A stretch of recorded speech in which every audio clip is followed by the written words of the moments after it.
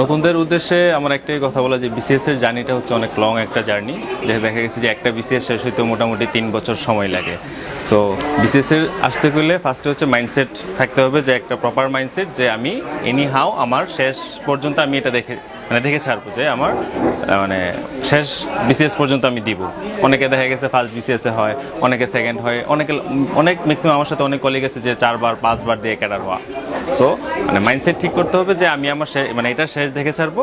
মানে আরেকটা হচ্ছে যে মানে ধৈর্য, পরিশ্রম এবং যেই কনফিডেন্স, যেটা আত্মবিশ্বাসটা ধরে রাখতে হবে। ঘন্টা পড়াশোনা করা উচিত বলে মনে করেন?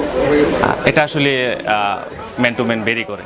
অনেকের দেখা গেছে যে একটা পড়া 4 ঘন্টায় যে পড়তে পারে, এই পড়াটা আরেকটা ক্যান্ডিডেটের 6 ঘন্টাতে বা 8 ঘন্টা লাগতে পারে। হ্যাঁ, এটা যার যার ক্যাপাবিলিটির উপর ডিপেন্ড করে। হ্যাঁ, এটা হচ্ছে যে যখন প্রিপারেশন নেওয়ার সময় একটা ক্যান্ডিডেট নিজেই বুঝবে যে আমাকে কতক্ষণ পড়তে হবে। এটার ফিক্সড কোনো ইয়ে নাই যে 6 ঘন্টা, 8 ঘন্টা, 10 ঘন্টা, বাট